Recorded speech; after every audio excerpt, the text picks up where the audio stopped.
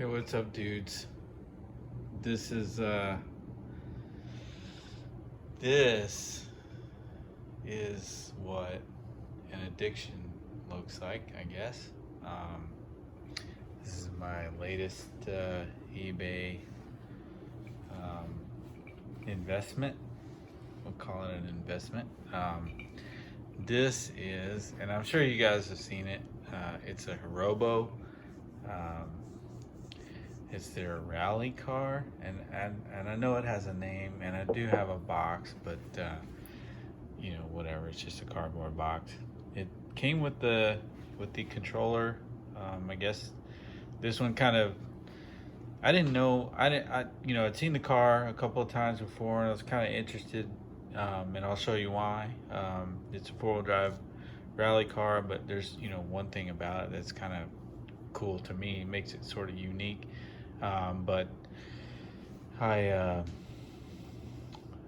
didn't know that it was kind of sold as an assembled, ready to run kit, and maybe it wasn't always. Maybe I just got that version of it. But anyways,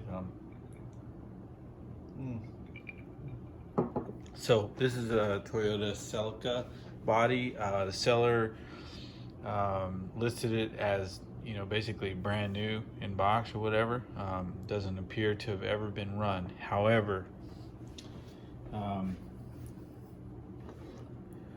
when I received it, I'm like, oh my god, I'm so excited, and I can't really see what I'm doing. But the thing was upside down on my porch, and it looked like it rode on the top of the body most of the way here. All of this, there were just cracks all over it. The whole thing was just, this whole part was basically collapsed.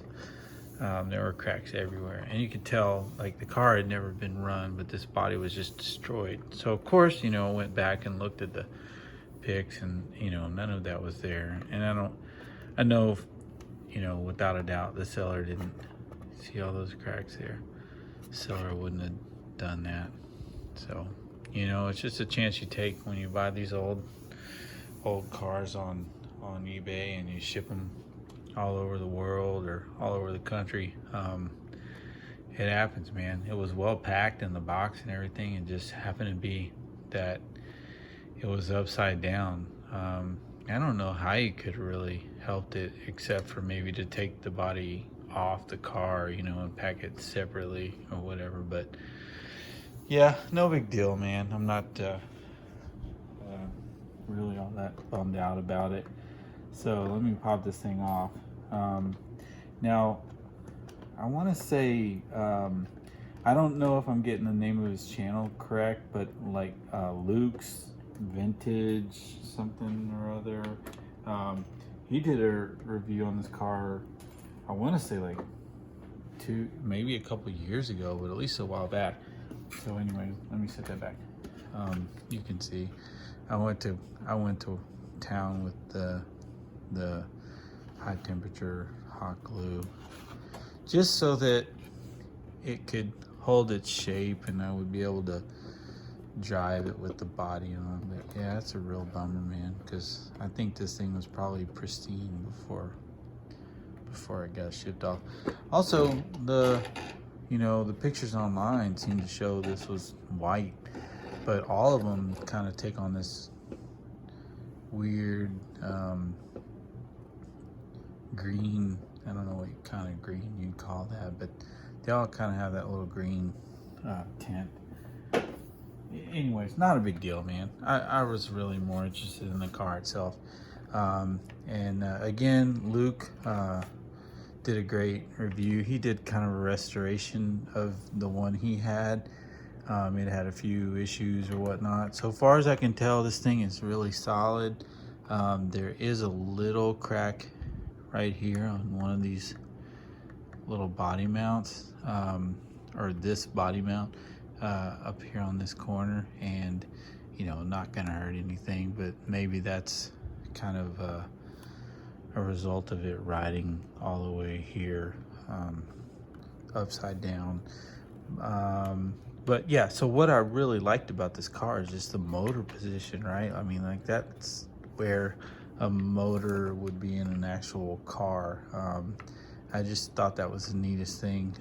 Luke mentioned that the front and rear diffs and gearboxes are identical, so they just have a shaft going, from one to the other. He said that you could mount this motor plate here if you wanted to. Now, that's kind of an interesting thought. Like, what if you decided to put the motor at the rear instead of the front? I don't know. But anyhow, that's the car. It, to me, it's got like aluminum body shocks. Everything appears to be legit. They're all dog bones. There's no universals here. And the thing that kind of intrigued me about the car, other than this, is that I couldn't really get a good idea of whether this was like supposed to be like a, somewhat more hobby grade, or was it more like that kind of in between level, something you'd get at Walmart back in the day.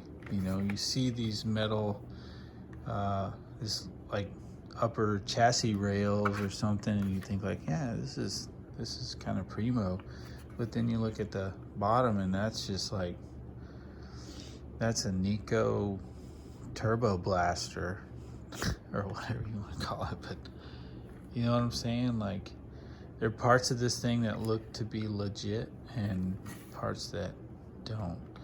So anyhow, I just wanted you guys to be able to check it out.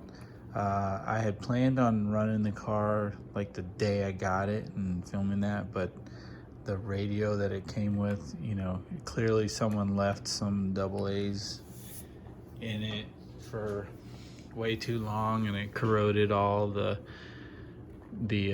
battery compartment, and so I hadn't really had a look at it to see if it's salvageable, but hopefully it is, and I can clean stuff out, or maybe even just kind of solder on a rechargeable battery or something like that.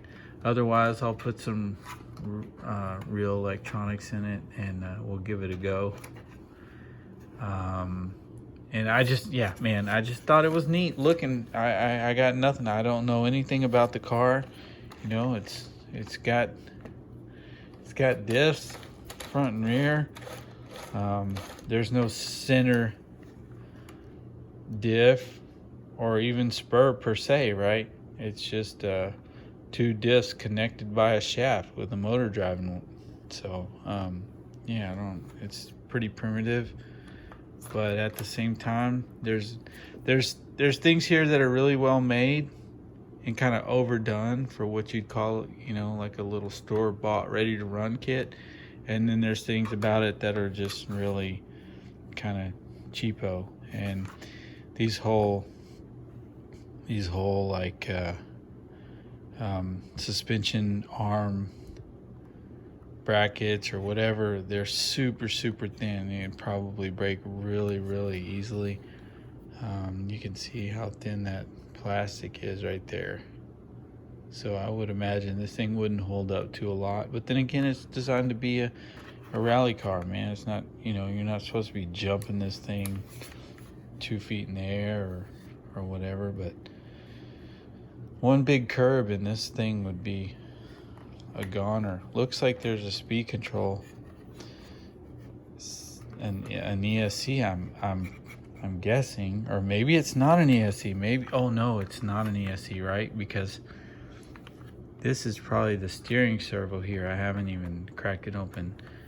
That's probably the steering servo here. I just noticed this, and that's probably the mechanical speed controller servo facing down. So there's got to be a mechanical speed control in this little compartment here. I'm learning with you guys. So yeah, anyhow, we'll see this one hopefully this weekend, maybe. Give it a run down the street, and that'll be about all. I don't look to do a lot with the car. I'm glad I got it, but if you were wondering, if you saw one of these things pop up on eBay and you're like, well, I don't know, it's I'll just say it's not something I would spend a whole lot of money on. This is not in my opinion, this is barely a hobby grade RC car. And I'm not trying to sound snooty or whatever. I'm just saying, just be aware that this is, dang, I don't have a good word for this, but this is not up to the level, even I would say, of some of the Tamiya, chassis for rally cars that are out there today. I just don't think this would be as durable. Maybe it was, but in my opinion, this is not something you're gonna be able to buy and